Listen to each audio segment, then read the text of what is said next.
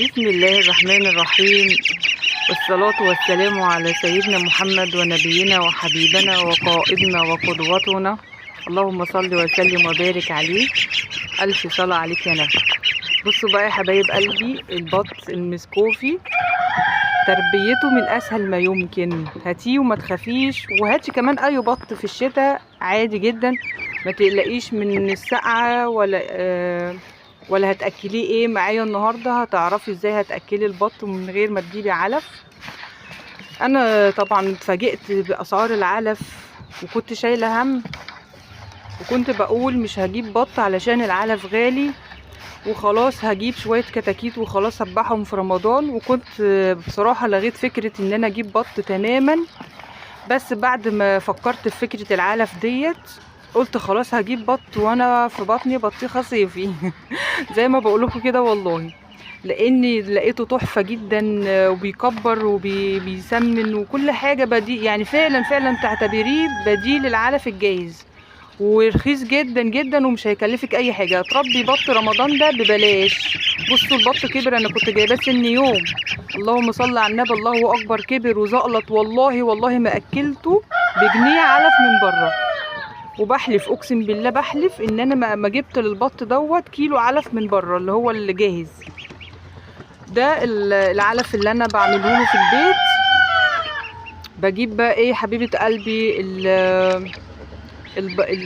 الدشيشه والرده وعيش مدشوش. وبجيب بقى زي ما قلت لكم قبل كده في الفيديوهات بتاعتي كلها قبل كده، اتكلمت بصراحه كتير قوي عن تنظيف السمك دوت. ده كنز بصراحه، حاجه بتجيبيها ببلاش وبيساوي في قيمته الغذائيه، بيساوي الافات. والله العظيم بطك هيكبر وهيزقلط ومن غير ما تشتري كيلو علف، وهتعتبر انت كده وفرت حق العلف يعني. وبصوا بقى، انا عايزه اكلمكم النهارده عن تربيه الكتاكيت، وده الموضوع اللي انا هتكلم فيه، ده الموضوع الاساسي اللي انا عايزه اكلمكم فيه، تربيه الكتاكيت وتربيه البط. انهي اسهل؟ طبعا انا عايزه اقول لكم ان الكتاكيت حلوه وكل حاجه، بس لو انت عايزه لحم لرمضان او لاي موسم يبقى البط. انا بصراحه كنت جايبه شويه الكتاكيت دول زي ما قلت لكم ان انا كنت لاغيه فكره البط خالص، من غلو العلف ومن اسعاره الجنونيه كنت لاغيه فكره البط خالص.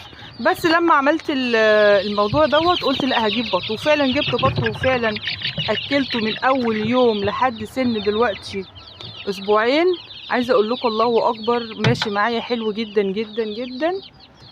وباكل برضو من علفه ديت، باكل منها الكتاكيت، لكن الكتاكيت برضو بحاول ان انا اجيب لهم علف شويه، والخلطه اللي انا بعملها شويه، يعني كده شويه وكده شويه. يعني انا دلوقتي حاطه لهم اهو ايه العلف، يعني يعني يومين كده ويومين كده.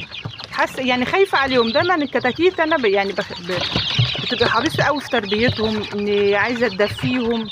بالنسبه للتدفئه بتاعتهم بتبقى خايفه قوي عليهم، بالنسبه للاكل بتاعهم، بالنسبه لكل حاجه. التحصينات والادويه، لا من صراحه ما جبتش ادويه، ما اكدبش عليكم، ولا بجنيه دواء ما جبتش، ولا للكتاكيت ولا البط ولا بجنيه دواء، الحمد لله والله اكبر. مش عايزه يعني ايه احسد نفسي ولا اتكلم كتير في الموضوع دوت، بس يعني عايزه انبهكم ان طول ما انت مغذيه الحاجه مش هتحتاجي الادويه ان شاء الله. يعني انا الكتاكيت ديت ماشيه معايا من اول يوم بالبصل والثوم والبنجر والجزر يعني يعتبر كده جبت لهم 5-6 كيلو علف من ساعه ما جبتهم، هما كده سنهم شهر بالظبط.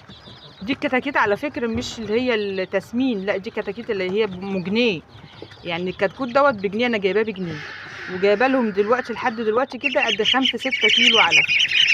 بقالهم شهر اهو ماشيهم شويه على العلف اللي انا بعمله وشويه على العلف الايه الجاهز. لكن البط من اول يوم انا باكله العلف بتاعي اختراعي براءة اختراع ام ادهم. والله الله اكبر، انا شايفاه الحمد لله بيحمل وبيزيد وبيريش، الله اكبر، وحجمه زاد، الله اكبر. فار معايا، فار، عارفين كده اما حاجه مطفور، ولا بستعمل خميره ولا ادويه ولا اي حاجه، هو العلف ده بس، هو العلف اللي انا بعمله ده بس اهو. دي شيشه على حتى الحت الفول استغنيت عنه والله، البروتين في السمك والكالسيوم في السمك وكل حاجه. طبعا مش هشتري سمك يعني، انا بجيب تنظيف السمك اللي هو من المحلات بتاعت اللي هي ايه اللي بيبيعوا في الاسواق السمك، طبعا بيبقى عندهم التنظيف. فانا بجيبه بصراحه، بالنسبه لي ده كنز ما اقدرش استغنى عنه. بجيبه بقى كل اسبوع، عامله شنطه كبيره واسلقه. طبعا انا بسلق التنظيف دوت علشان ما احسش باي زفاره. وعايزه اقول لكم الفرق بين العلفه بتاعتي ديت والعلف الجاهز، ان هم في المصانع ما بيسلقوش تنظيف السمك، وهم طبعا بيستعملوا تنظيف السمك وتنظيف الفراخ كمان. بيجيبوه، انا بشوفهم بعناية بيلموه من الاسواق وبيروحوا بس هم بقى بينشفوه، بيفردوه في الشمس، بينشفوه وبعد كده بيسحقوه بيعملوه في العلاف. لكن انا بسلقه ليه بقى؟ هقولك ليه. علشان انا لو كلت بيضه من الفرخه ما احسش بزفاره، لو ذبحت بطايه ما احسش بزفاره ولا اشم ريحه زفاره. السليق اللي تنظيف السمك ده لما بسلقه كأن هما بياكلوا حاجه مستويه، مفيش اي زفاره فيها. جربته مع البط الكبير وذبحت منه ولا ريحه ولا الهوا. عايزه اقول لك ان احنا لما بنجيب بط بتاع المزارع وبنذبحه بيبقى زفر، وبنقعد نغسل بخل وبدقيق وبليمون وبنوجع قلبنا في الغسيل عشان ريحه الزفاره. لكن بقى الطريقه ديت هتخليكي مش هتحسي ولا الهوا ولا في ريحه زفاره نهائي، والحاجه بتفور معاكي. الله اكبر. يعني جربيها وربي بط زي ما انت عايزه. ميزه البط بقى نسيت اقول لك برده ان ميزه البط الله اكبر عليه ان هو ما بيحتاجش ولا لمبه ولا فرش ولا نشاره ولا اي حاجه. انا بصراحه وهو صغير بشيل الحته اللي تحته ديت بغسلها وبرجع احط له حته ناشفه. ممكن افرد للنشاره بس انا يعني بقول كده ايه انضف. يعني يوميا بغير له ايه الفرش اللي تحتي يوميا.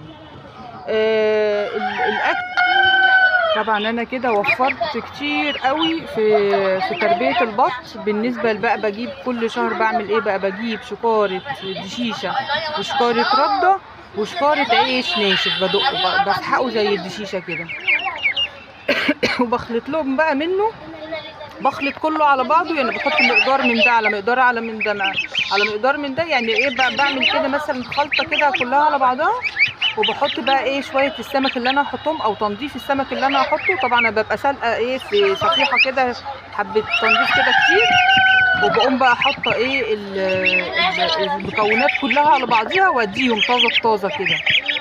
يعني بحط انا كده عامله يعني ايه مقسمه كل حاجه، حاطه الدشيشه لوحديها والعيش لوحده والرده لوحديها، وبخلط كله على بعضه يوميا طازه بطازه.